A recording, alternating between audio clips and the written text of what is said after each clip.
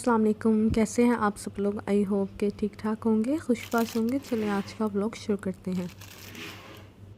तो आज का टॉपिक जो है वो मैंने चूज़ किया है, बहुत इम्पोर्टेंट है मोटापे के ऊपर। जो चाइल्डहुड बच्चे होते हैं, जो ग्रोथ पर जा रहे होते हैं, लाइक उनकी एज होती है 11, 12, 13, 14, 15, तो उनके अंदर कुछ में मोटापा आ जाता है, कुछ मतलब पतले के पतले रह जाते हैं और लोग फिर ना मजाक उड़ाने लग जाते हैं उनका। तो इसके ऊपर मैं आज बात करना चाहूँगी। ये बहुत इम्पोर्टेंट टॉपिक है। मुझे ऐसा लगता है स्कूल में लाजमी इसके ऊपर ना एक काउंसलिंग होनी चाहिए बच्चों की, कि हमने क्या अल्फाज यूज़ करने हैं और किस तरह से इन बच्चों को ट्रीट किया जाना चाहिए जो ग्रोइंग एज में मोटे हो जाते हैं या पतले के पतले ही रह जाते हैं। तो खैर यहाँ पर मैं आपको बताती हूँ, मैंने ब्रेड की खीर बनाई थी। मुझे ऐसा लगता है मेरे फैमिली मेम्बर्स तो नहीं देखेंगे, क्योंकि सब ने मेरी मदर से ये खीर सीखी थी। और ये मतलब जो आउटसाइडर भी इसको खाता है ना, सबको इतनी पसंद आती है कि हम मुझे हो रहा था कि ये लाजमी आप सिखाया। मुझे एक दफ़ा था कि जिनको नहीं भी पता नहीं आपका चैनल है, उन्होंने अगर ये देख लिया ना तो उन्हें पता चल जाएगा ये आपका चैनल है। तो ये मामा की डायरी है, इसमें ना मतलब सारी रेसिपीज़ लिखी होती हैं। मतलब मेरी मदर मुझे डांटती थी ना, तो मैंने उनसे कुछ नहीं सीखा। मैंने कहा मैं नहीं सीख रही। तो यहाँ पर मेरी मदर ने सबसे पहले 2 किलो जो है वो दूध डाला है। हमें तो यहाँ पर डब्बे का ही मिलता है, तो हम डब्बे का ही यूज़ कर रहे हैं। तो आपने नीचे से मतलब चूल्हा जला लेना है, इसको उबाला लगवाना है। जब इसको मतलब उबाला आ जाए, लाइक जैसे आप अपने पाकिस्तान में जो दूध लाते हैं उसको उबाला लगवाते हैं, तो यहाँ पर बस अंदर रह जाता है, इसलिए हम इतना ज़ोर से उसको वो कर रहे हैं कि निकल आए जो भी रहता है। देन जब उबाला वगैरह आ जाए तो आपने इसके अंदर ये देखें, मैंने ये 250 ml का 1 कप डाला था और लेटर ऑन मुझे लगा मीठा कम है, मैंने 2 कप डाले। ठीक है, तो 2 कप मिला के बनते हैं 500 ml। तो ये मैंने डाला था और मैंने इसके बाद जो पिसी हुई इलायची होती है ना, आप देख सकते हैं उसका पाउडर मैंने 2 टीस्पून यहाँ पर ऐड किया। 1 टीस्पून ये, नेक्स्ट दोबारा इतनी अमाउंट में 1 टीस्पून और ऐड करूँगी। यहाँ पर ना मैं मेजरमेंट में इसलिए मोस्टली बताती हूँ क्योंकि ना हर कोई बंदा आराम से टाल लेगा। और दूध ये गर्म ही था यहाँ पर, और मैंने इसके अंदर 250 ml क्रीम डाली है। मेरी मदर जो थी ना वो डालती हैं 1 किलो में, 1 किलो अगर आप दूध ले रहे हैं उसके अंदर 1 टीस्पून इलायची, 1 कप ही शुगर और देन 200 ml की क्रीम डालती है जो पाकिस्तान में मिलती है। लेकिन यहाँ वाली क्रीम थोड़ी अलग थी, तो इसलिए उन्होंने 2 kg के अंदर 250 ml डाली। अगर आप पाकिस्तान में 2 kg ले रहे हैं ना तो उसमें आप 300 ml जो है वो क्रीम के ऐड करेंगे। ठीक है, एक पूरा 200 का मिलता है और एक जो है वो आधा। ठीक है, यहाँ पर मैंने 250 ml डाली है। और अगर आप 1 kg के अंदर ये खीर बना रहे हैं ना, तो आपने इसके अंदर 4 ब्रेड्स के पीसेस ऐड करने, 4 पीस, और साइड से किनारे काट ले लें। लेकिन मेरी मदर इतनी दफ़ा बना चुकी है ना, तो वो कहती है नहीं भाई किनारे भी इसके अंदर ही डाल दो। तो अब ये आप देख सकते हैं, इसको थोड़ा सा ना हम चम्मच वगैरह चला सकते हैं, कोई ऐसा मसला नहीं है, क्योंकि बाद में इसको हमने ग्राइंड ही करना है, तो ऐसा मसला नहीं। दूध यहाँ पर फुल गर्म है, जो एक नॉर्मल आंच होती है मतलब चूल्हे की, वो उसी पर हम ये सारा बना रहे हैं। यहाँ पर मैंने 8 पीसेस ऐड किए ब्रेड के, क्योंकि हमारे 2 kg है दूध। चीनी जो आपने अभी देखी थी ना पीछे, वो वही दूसरा कप था चीनी का जो मैंने आपको शुरू में बताया था कि 2 kg। और यहाँ पर ना मेरी मदर कह रही हैं, चेंज करते हुए दिखा इसके। तो खैर आपने सुन लिया होगा, उन्होंने मुझे ऑर्डर दिया भाई ये दिखाओ। ये मैंने डिफ्यूज़र लिया था एक आम जगह से, तो आपने लेना हो तो आप मिनीसो वगैरह से आराम से आपको मिल जाएगा। तो उन्होंने मुझे ऑर्डर दिया था, मैंने कहा था अच्छा मैं दिखाती हूँ। तो ये इस टाइम चल रहा है, लेकिन वो आपको शायद में भी नज़र नहीं आ रहा, और इसकी ये लाइट चेंज होती है और ये बहुत प्यारा लगता है हमें जब भी इसकी लाइट वगैरह चेंज हो। बच्चों के कमरे में बहुत अच्छा लगता है, और मेरे पास ऐसी चीज़ें मेजॉरिटी पाई जाती हैं। तो खैर आप देख सकते हैं यहाँ पर ब्रेड जो है वो बिल्कुल सॉफ्ट हो गई है। अब मे बी अप्रॉक्सीमेटली हमने 4 से 5 मिनट शायद इसमें से पकाया, और चम्मच चला दिया था 1-2 दफ़ा ना, कि नीचे ना लगे। तो अब ये देखिए आपने इसको किस स्टेज तक पकाना है वो मैं आपको यहाँ पर बताती हूँ। जब ये बुलबुले आने शुरू हो ना, बुलबुले आने के बाद आपने से 5 से 7 मिनट पकाना है। ये देखेंगे मैंने पिक्चर ऐड किया है, इस तरह बुलबुले आने चाहिए। जब इस तरह आने लग जाए ना, उबाला टाइप आता है लेकिन उबाला नहीं आता इन रियल, तो आपने यहाँ पर ये देखें इस तरह आएगा। आप जब शुरू होना बुलबुले, तब से ज़्यादा बुलबुले आने तक आपने 5 मिनट तक पकाना है। इसको रख के पकाना है। ये नहीं सही सीधा ये। तो ये आप देख सकते हैं, ये इस स्टेज तक समझ लें ये हो ही चुका है अप्रॉक्सीमेटली। तो यहाँ पर मेरी मदर ने मतलब चूल्हा जो था ना वो नॉर्मल टेम्परेचर पर कर दिया था, मतलब हाई नहीं था, लो नहीं था, मीडियम टेम्परेचर।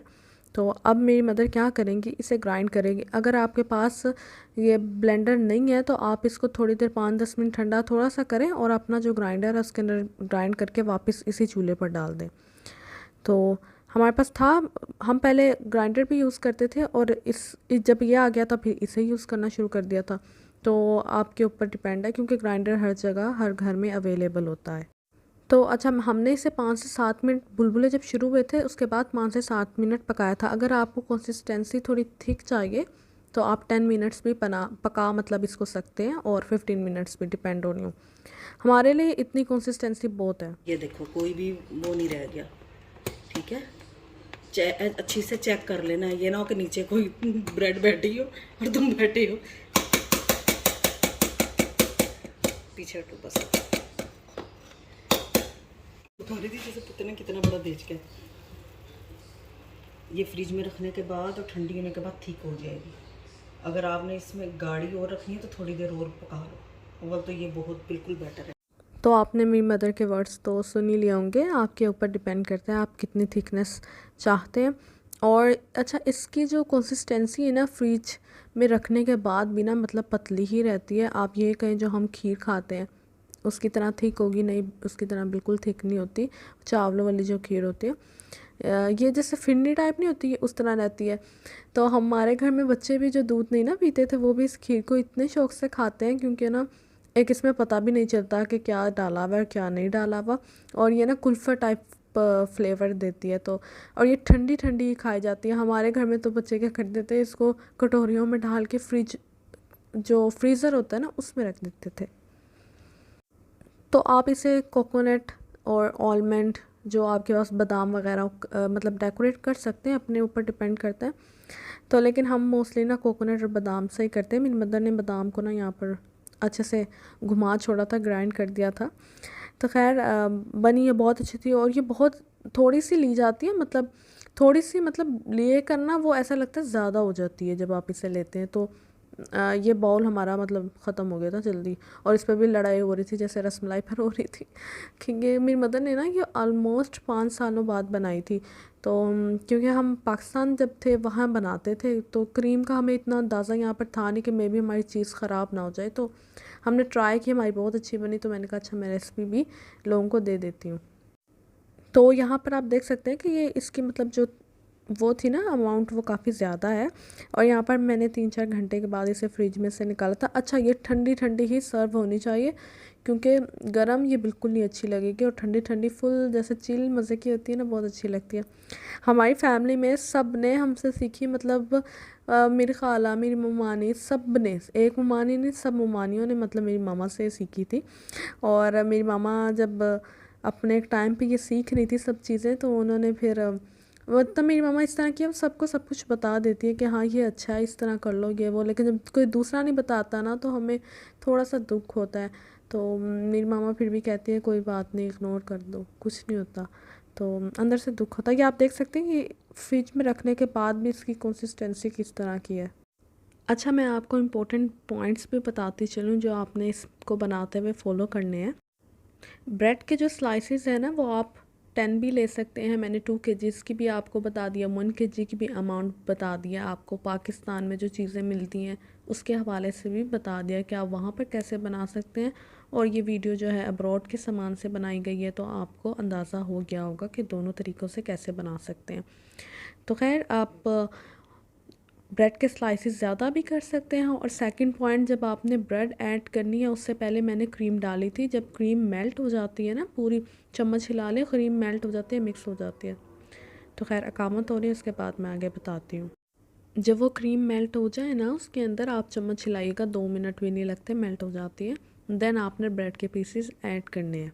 मुझे उम्मीद है रेसिपी बहुत आसान है, अगर आप घर में बनाएंगे ना बहुत अच्छी बनेगी। और खैर इसके बाद ये मैंने समोसे मंगवाए थे, और वो यहाँ पर हम जीबन वाले होते हैं, अरबिक लोग बहुत खाते हैं। लाइक ऐसा लगता है जैसे आपने एक नमक की उंगली समोसों के अंदर डाल दी हो। खैर मुझे ये पसंद नहीं, और आलू वाले थे। चलें बात करते हैं मोटापे के ऊपर। जब बच्चा ग्रोइंग एज में होता है ना, तो उसके ऊपर कुछ का मेटाबॉलिक सिस्टम जो होता है वो इतना अच्छा नहीं होता, कुछ का अच्छा होता है, जिसकी वजह से अच्छा ना होने की वजह से उसके ऊपर मोटापा चढ़ता है। और कुछ का अच्छा होता है तो वो उसकी हड्डियों को लग रहा होता है। कुछ एज के हिसाब से ज़्यादा लंबे हो जाते हैं कद में, कुछ का कद वहीं रहता है लेकिन लेटर ऑन उसका कद भी इंक्रीज़ करेगा। लेकिन हम लोग जो है ना बहुत कंपेयर करते हैं, स्कूल में बहुत मजाक उड़ाया जाता है उस बच्चे के बारे में जो मोटा होता है, जो बहुत ओवर कद में लंबा होता है। इवन वो बच्चा जो पतला भी होता है उसका भी बहुत मजाक उड़ाया जाता है। मुझे ऐसा लगता है स्कूल में ना इस हवाले से ना बच्चों को थोड़ा सा मतलब एक बताना चाहिए कि अगर आप किसी बच्चे को इस एज में देखते हैं यार वो मोटा है पतला है, तो प्लीज़ उसकी चीज़ों के ऊपर प्लीज़ मत ये क्या करो तुम तो कितने मोटे हो गए हो कितना खाना खाते हो। प्लीज़ ये एक वो एज है जिसमें आप सब इस फेज़ से गुजरेंगे। जो नहीं गुजरते उनका जो खाना हज़म करने का तरीका जो होता है ना वो तेज़ होता है। इसके ऊपर मुझे ऐसा लगता है एक प्रॉपर काउंसलिंग होनी चाहिए बच्चों की और लाज़मी होनी चाहिए। अच्छा, जो आपने फ़िश देखी थी वो मैंने जो अभी ओवन लिया उसमें बनाई थी। मुझे इतना अंदाज़ा नहीं हो रहा क्या है क्या नहीं है, तो फिर इसलिए मैं वीडियो भी नहीं डाल रही उसके ऊपर। और ये वैसे डो है, इस डो के ऊपर मैंने बनाने का प्रॉपर तरीका आपको सिखाया हुआ है, आप अगर मेरी वीडियोस में सर्च करें। तो खैर अपने टॉपिक पर आती हूँ मैं। तो मैं आपको बता रही थी कि बच्चों में ना टीन एज में मोटापा लाजमी आता है और कोई लोग वैसे के वैसे ही रह जाते हैं, ठीक है। एक जब वो स्कूल लाइफ में होते हैं, मैंने भी एक दफ़ा देखा कि एक बच्चा बेचारा रो रहा था क्योंकि उसको इतना तंग कर रहे थे बच्चे के तू तो बहुत मोटा है, वो भी मोटे। और टोंटें बहुत मारी जाती हैं, मतलब इतना टोंट करते हैं बच्चे को कि वो मेंटली डिस्टर्ब होता है। फिर उसके बाद आते हैं आउटसाइड पीपल, पेरेंट्स भी समटाइम्स कंपेयर करते हैं अपने बच्चे को। फिर बाहर वाले लोग कंपेयर करते हैं, ओहो तुम्हारे बेटे ने बहुत कद निकाल लिया, बहुत मोटा हो गया। असल चीज़ ये होती है कि कुछ बच्चों का जो मेटाबॉलिक सिस्टम, खाना हज़म करने का जो सिस्टम है ना वो तेज़ होता है, तो उनके ऊपर इतना मोटापा जल्दी नहीं चढ़ता। और कुछ का जो होता है ना वो कम होता है, लेकिन आप कह सकते हैं कि उनको खाना आराम आराम से हज़म होता है। हर बच्चा डिफरेंट होता है, अल्लाह ताला ने हर इंसान को एक जैसा नहीं बनाया है, लेकिन हम एक जैसे ही इंसानों से उन्हें कंपेयर ज़रूर करते हैं। मैं यहाँ पर यही कहूँगी कि अगर आप ग्रोइंग एज में इस तरह के बच्चों को देखते हैं तो प्लीज़ इन्हें कंपेयर मत किया करें। उस कंपेयर की वजह से वो खाना खाना छोड़ देते हैं, अपने आप को कमतर समझने लग जाते हैं कि ओहो अब मैं मोटा हूँ, मैं कम खाना खाऊँ। यही उनकी एज होती है और इसी एज में वो जो खा रहे होते हैं पी रहे होते हैं वो उन्हें बाद में उन्होंने शो करना होता है काम करके दिखा के। तो ये बहुत इंपॉर्टेंट टॉपिक था, मैं इसके बारे में लाजमी बात करना चाहती थी, बहुत टाइम से बात करना चाहती थी कि मोटापा बुरा नहीं होता। अगर एक इंसान है मोटापे में है तो इसका मतलब कि वो अलग इंसान या अलग दुनिया से नहीं आया हुआ, वो भी एक आम ही इंसान होता है। इवन वो अपने माँ बाप के पैसों से खाना खा रहा है, तुम्हारे पैसों से थोड़ी ना खाना खा रहा है जो तुम आगे से मतलब कमेंट करो कि हो तुम तो मोटे हो गए हो। हमारे टाइम पे ये बहुत कहा जाता था कि मैं अपने बाप के पैसों से खाना खा रही, तुम्हारे पैसों से नहीं खा रही। ये बस थोड़ा सा ही था जो मैंने आपको बताना चाहा। आई डोंट नो किस तरह मैंने एक्सप्लेन किया, लेकिन आप लोग समझ जाएंगे। अगर नहीं तो मैं इसके ऊपर एक डीपली सेशन दूंगी, मेरा बहुत दिल है। ये ऐसा टॉपिक है जो हर स्कूल में, हर घर में और हर गली की औरत को ना पता होना चाहिए कि मैंने इस एज के बच्चे के सामने क्या बात करनी है। तो खैर अब यहाँ पर ना ये मैं फ़र्स्ट टाइम ट्राई कर रही हूँ पिज़्ज़ा ओवन में, तो काफ़ी डिफरेंट भी लगा मुझे। यहाँ पर ये देखे मैंने सारी चीज़ें डाल दी थी और जब मैं डो डाल रही थी ना उस टाइम मैंने ऑयल नहीं लगाया था, उसको बाहर निकाला फिर मैंने ऑयल लगाया तो वो एक साइड से ना थोड़ी लंबी हो गई थी, फिर भी मैंने कवर कर दिया था। तो यहाँ पर जब ये इतनी ज़्यादा फूली, एक साइड जो थी ना वो थोड़ी मोटी रह गई थी उसी वजह से, क्योंकि वो बाहर निकल गया था। इतने फूल गए मुझे समझ नहीं आ रहा था, मुझे अभी ये बिल्कुल भी चलाना नहीं आ रहा है। मैंने नेट पे बहुत सी वीडियोस देखी है, लेकिन उसमें किसी ने इसको इस तरह एक्सप्लेन भी नहीं किया हुआ अच्छे से। तो मैं आपको भी किस तरह एक्सप्लेन करूँ कि इसको कैसे यूज़ करना, क्या सीन है। तो इंशाल्लाह मैं ट्राई करूँगी कि जब तक मुझे समझ आए, लेकिन मुझे लगता है मुझे काफ़ी टाइम लगेगा इसको समझने में, बहुत टफ़ है मेरे लिए अभी। तो तब मैं आपको बताऊँगी। उसमें ना अभी हमने नीचे वाला रोड चलाया था, इसमें दोनों चलाए थे। तो ये देखे चीज़ पर तो बहुत क्रिस्पी मतलब फ्लेवर आ गया, मतलब सॉरी, मतलब मेरा कहने का मतलब है कि कलर आ गया। तो खैर आपको मेरा व्लॉग अच्छा लगा हो तो लाइक सब्सक्राइब एंड शेयर ज़रूर कीजिएगा, दुआओं में याद रखिएगा। और आपसे फिर मुलाकात ही। ओके जी, अल्लाह हाफिज़।